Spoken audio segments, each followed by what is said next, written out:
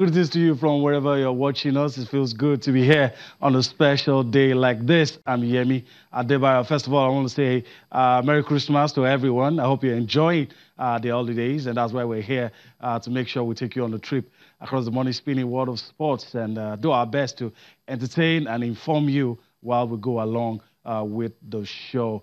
Even though it's Christmas, a lot is still happening in the fast-paced world of sports. Of course, you know that in England there's football tomorrow. We talk about that, later on the show. Of course, there's been a lot happening here in Nigeria as 2018 begins to wind down and the curtains begin to fall. And of course, we have the pleasure of having somebody who has seen it all, who is in the thick of everything, explaining what has been going on in the world of sports. I won't let the cat out of the bag just yet. I want to bring you into all that we're doing on the show. It is very heartwarming to know that you are right there watching us. So let's just bring you into what we're doing on the show today. That's it for you. You can get across to us on Facebook, Channels iPhone Sports. Get across to us on the handles that you have right there on your screen. So that's it. Be part of what we're doing. You can give your opinion on issues raised on this program through the following mechanisms. That's it. We just read it out on Facebook and on Twitter. Let us know how you feel on all the things we've talked about. Just giving you an outlook of the show. What do you think we should be talking about that didn't get a mention? So let's do that on the show tonight. All right. Before we take something very special that has been packaged for your pleasure, let me quickly introduce my partner on the show tonight. We're going to be taking this ride together from start to finish. Damilolo Onifade joins us now, a member of the Sports Fraternity, also a journalist. It's good to have you join us, Damilolo. Yeah, it's nice to be here, Yemi, and on a special day like this, and talking sports is heartwarming and pleasing as well. Thank you. Yeah, nice to have you too. All right, so let's. I told you earlier that we have a special interview with someone who is in the thick of everything, knows everything that is happening in the world of sports in Nigeria, and there's no other person that embodies all of that, that represents all of that, that can give us a clear picture of everything that's gone down in 2018. There is no other person like the sports minister, Barrister Solomon Dalung. Our man, Austin Okonakman, caught up with him, and of course, he had a lot of interesting things to say. So I urge you to sit back, relax, and enjoy this package brought to you, talking about sports in 2018, a lively chat with the sports minister.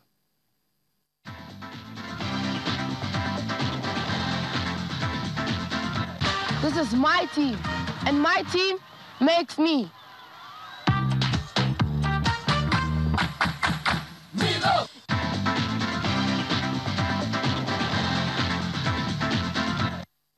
Honorable Minister for Youth and Sports, it's good to have you join us for this interview. It's a pleasure, Austin. Awesome. Let's begin with what has just ended, the 19th edition of the National Sports Festival. How much of a success was it? Indeed, I feel not only satisfied, but fulfilled. To be honest, I underestimated the successes of the National Sports Festival until when it started. But I was moving against the tide because everything else was on my way to hosting the National Sports Festival. Funds, approvals came, funds were not released on time. The states were not even cooperating. I had to go to the National Economic Council to address the governors, to solicit for their understanding and support so that they can mobilize. I mean, at the dying minute, the PAMSE was saying, sir, it is 9 days to the ceremony and a dime has not been released to us. But before then, I told him, I said, you see, I have very, very sound and grounded experience in sports. Money will not be released until at the dying minute. And if you don't have the initiative to be able to manage the program very well, you will always fail. So we have to source for funds and start implementing some of the necessary things that needed to be done before the commencement. And indeed, after the opening ceremony, I went to the stadium and I was a bit moody, because I started reflecting and imagining what we have lost. When I see the degree of excitement, when I see the bonding among young people, the building of bridges. I mean, the political economy of the National Sports Festival is the volume of threat. There was no space that was left in packages A and B. Everywhere, people were displaying their goods, selling, food vendors, and everything. So to me, it was a huge success. Successful also that some of the professional athletes who had international records had their records upturned. They were challenged by younger athletes, and those records were upturned. Meaning that there is now a great future for sports. We have younger talents that are coming up now, that with little investment we can prepare them for the future. So to me, even if I pass on today, I will tell God, I'm happy. Did the National Sports Festival remind us once again that we're doing poorly with infrastructure development, particularly if you look at the Abuja National Stadium and the state of other stadiums around the country? I think I need to enlighten Nigerians about why we have poor infrastructure profile in sports in Nigeria. You know, in Nigeria, there is what we call political projects. Most of our projects are just political projects. Even this secretariat building is a political project. We build just to satisfy certain political demands, but we don't look at the future. If you are building any infrastructure with the future in mind, you must engage positively and widely every segment of the society so that they own the project, so you will not have problem with maintenance. The National Stadium, as it is one of the massive sporting infrastructure in the entire African continent. Massive. There's nobody that will go around that particular infrastructure and will come back and tell you that no. I mean, there is a very heavy investment here. But do you go and invest heavily in infrastructure and then there is no plans for maintenance? The contractor that builds the National Stadium, government signed a maintenance contract with him, with the company, and it's about 2 billion every year. So in about 5 years, you would have even raised money that could have put similar structures in other places of the country. So it means you have a shrinking of advancement in infrastructural development, because you are only going to spend the money on the maintenance of the National Stadium Abuja. Then let's go back to Lagos. When I went to Lagos, I shed tears, because I couldn't imagine that was the same place in 1982 that some of us competed. And when you said National Stadium, Surulere, I mean, it was a name that ring bells in the mind of every Nigerian. And it's now a ghost of itself. So I asked them one question, and it looks like a stupid question. I said, was there a time you would shut down this place and left before you came back? They said no. So how did we get to this point? If you have been coming here, there are offices. You could see the office of the minister with the chair and everything. And then the ceiling has collapsed. So I said, if you have been coming here to clean this place, what happened? How did we get to this? Now the point is, at a point in time, all the maintenance budget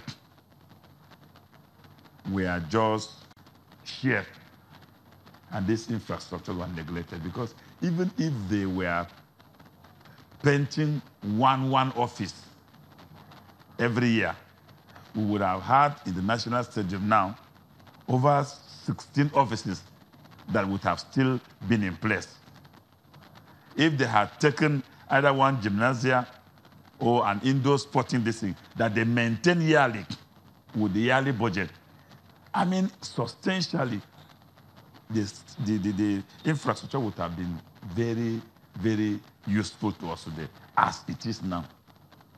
And since it carries the tag National Stadium, it is expected that the government takes possession of it. There was a time we heard that the government was showing interest in the National Stadium in Lagos.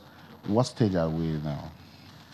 Yeah, the Lagos state government approached us, and then they have syndicated facilities, sufficient funds to revive, renovate, and transform the whole infrastructure.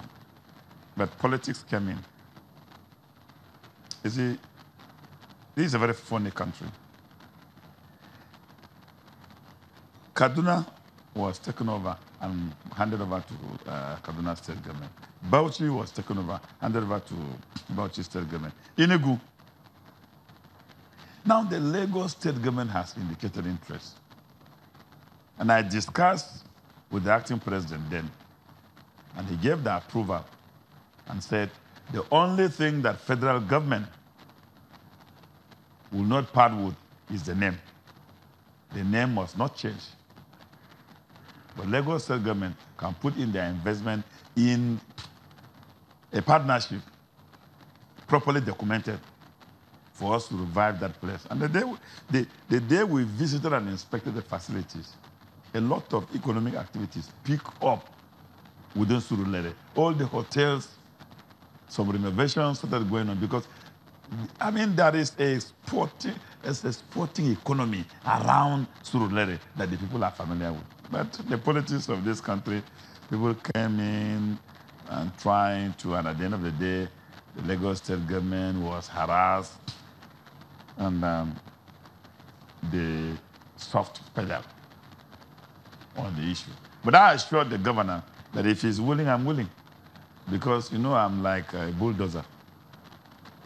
I don't have headlight. Once I'm moving, anything that is on my way will give way. I will not reverse back. I told myself, we must do that. If we get that place fixed up, you cannot imagine the number of young people that will get jobs. You cannot imagine the hotels that will pick up within that environment and employ people. You cannot imagine the tourist profile. Because, I mean, outsiders are familiar with the place. We've been using it since independence. So the tourist potential there is within the knowledge of, I mean, our global sporting family. So it's going to be, look, the economy of Lagos will not be the same. But you know, Nigerians, so they soft pedal, but I have not given up, because we are still running a concession process. We have some budgetary constraint, but we have included it. We have included the final phase in the budget of 2019. And once the budget is passed, we kick up again. Because for me, one of the things that I'm determined to do before I leave office is to ensure the conclusion of the concessioning of that particular project, so that we can move in the private sector to invest and transform it.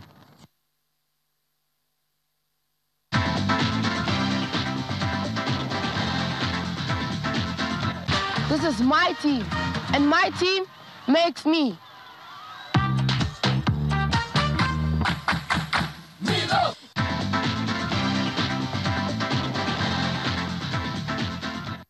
All right, the minister said a whole lot in that interview, and let me also tell you there's a part 2 of that interview that you're going to get to listen to all on this show. But we need to go on a break. When we return from that break, of course, we'll reflect on all the issues touched on by the sports minister, Barrister Solomon Dalung.